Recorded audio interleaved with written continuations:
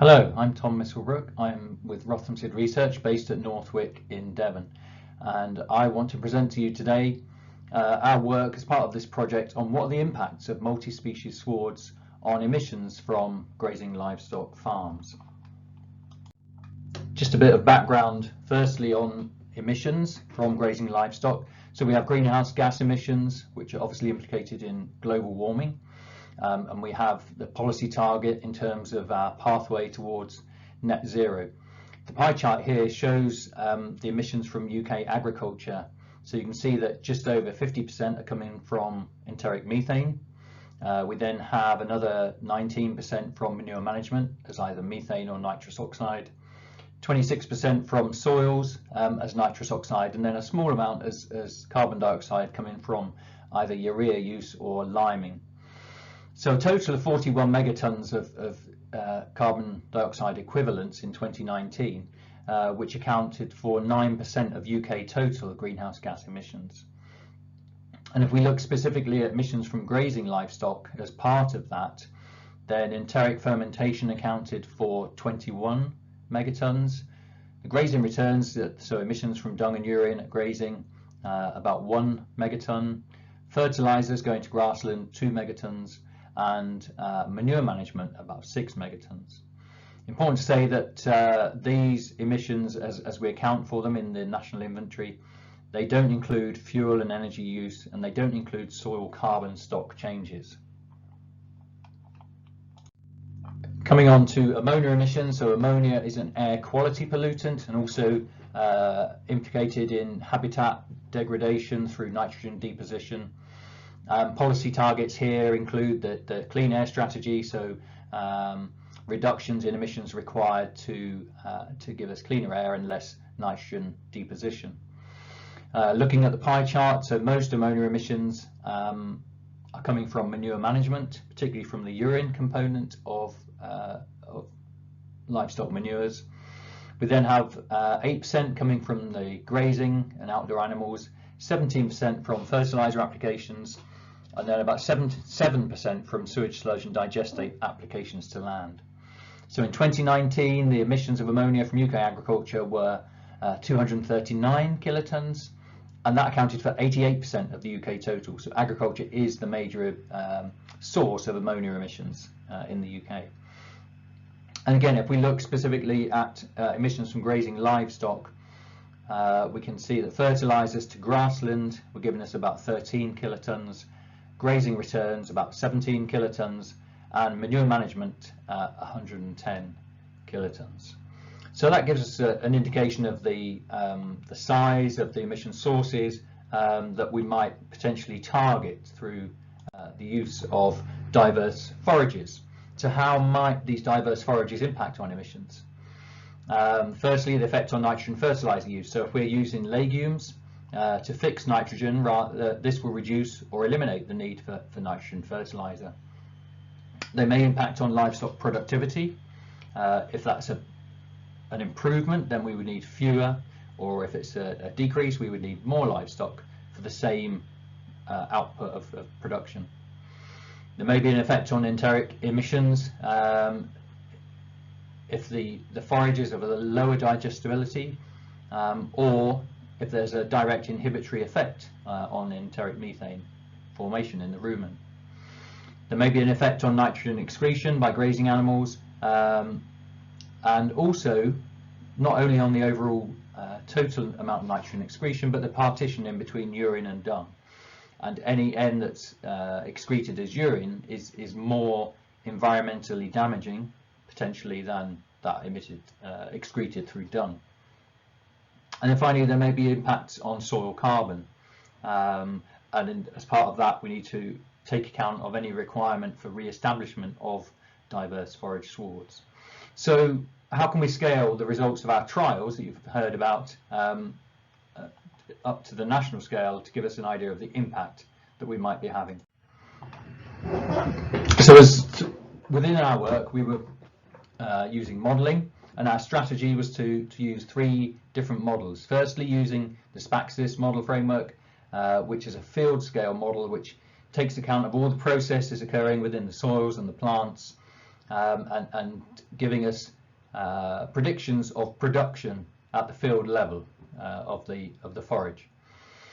Then we have a farm scale model, Sims Dairy, that we were working with, which is a semi-process based model, and at the farm scale would give us impacts on productivity, environment and economics. And the plan was to feed the Sims Dairy model with the output of the SPAXIS model in terms of the diverse forage yields. And then we can scale this nationally using our national emission inventory model, taking account of what we assume would be the uptake rate of diverse forages across different agricultural sectors, so beef, sheep and dairy, for example. So, looking at the field scale and the SPAXIS modelling, we took the herbage yields from the North Wick site and developed the model parameters according to the measurements of that site. And these are the observed and the model simulated yields that we had for the 4 different treatments, the control and then the 3 different multi-species swards mixtures.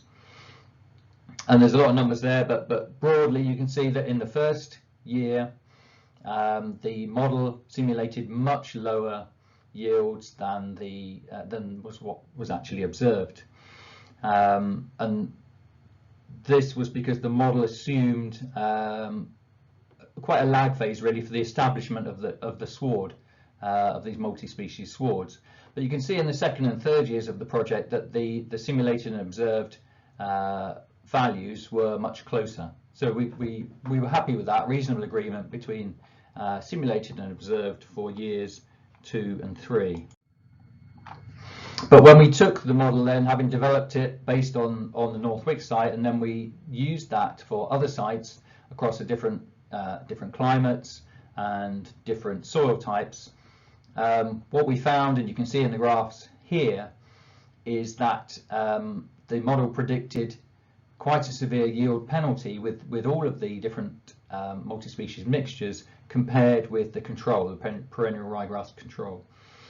We were estimating between 10 and 12 or even a little bit higher tonnes dry matter per hectare for the perennial ryegrass, which seemed reasonable, but much lower, between 6 and 8 for the mixtures.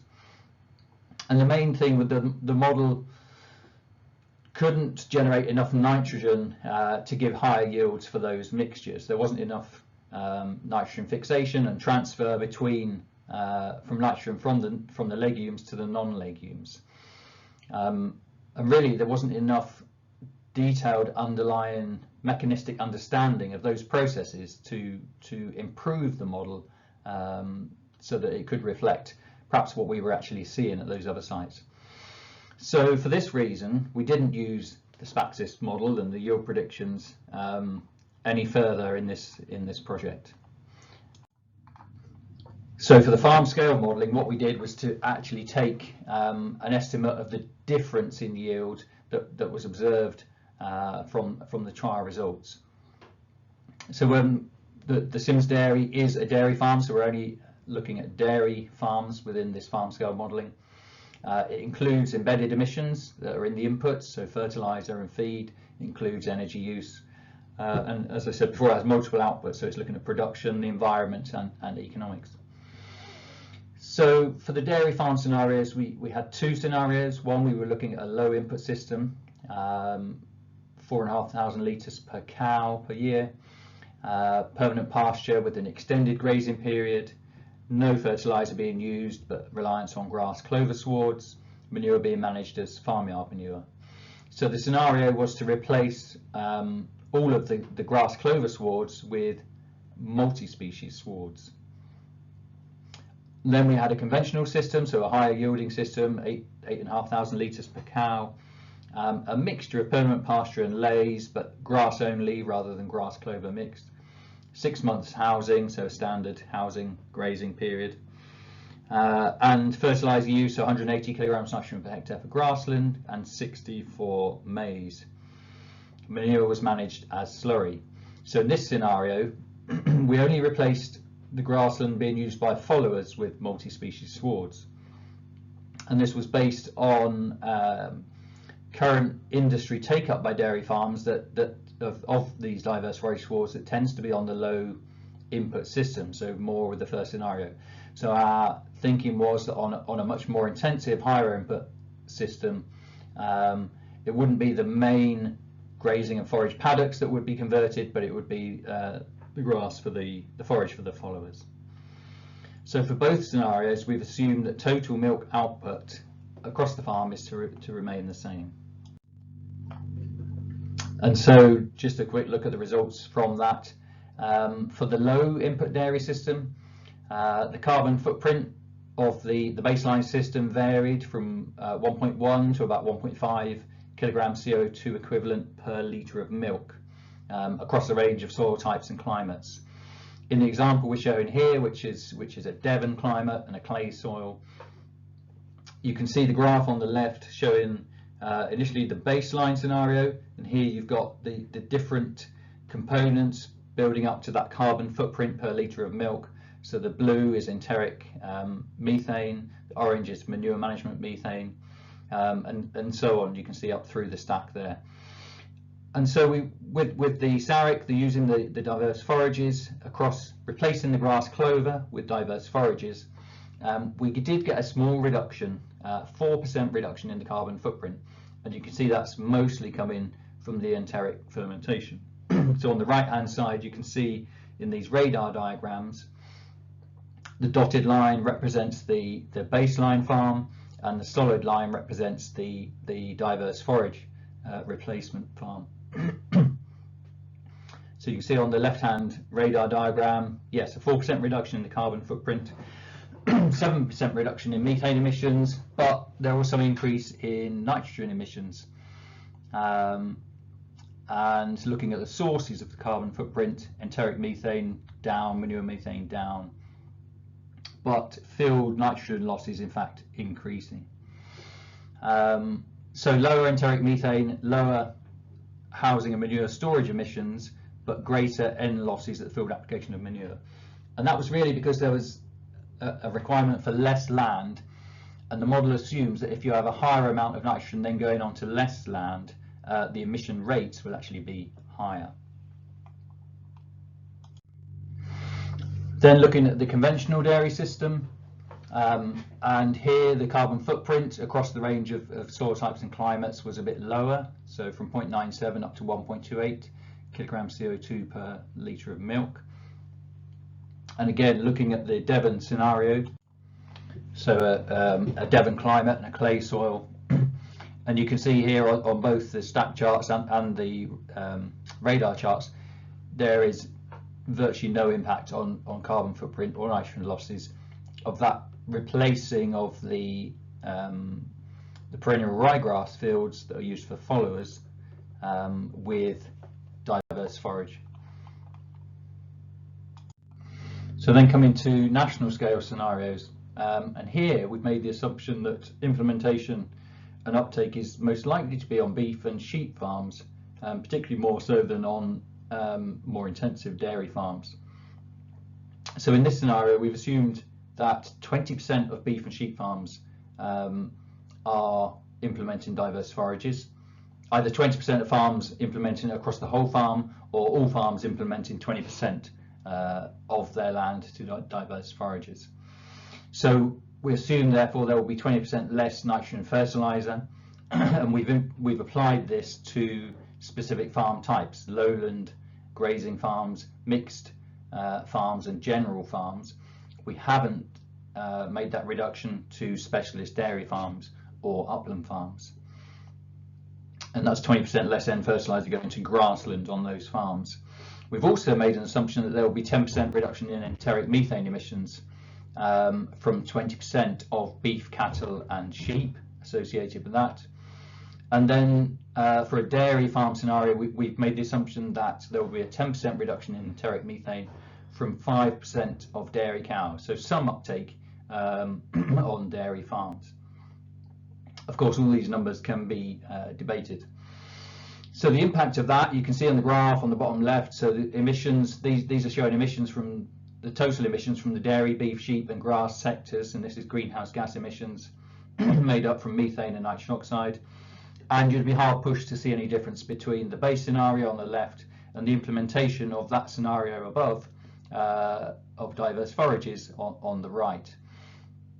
And the headline result is there is overall a 0.41 megaton reduction in greenhouse gas emissions, which is a 1% reduction for UK agriculture as a whole. And when we did the same for ammonia emissions, we saw a 0.9 kiloton reduction, which equates with a 0.4% reduction for UK agriculture. So we're not talking big numbers here.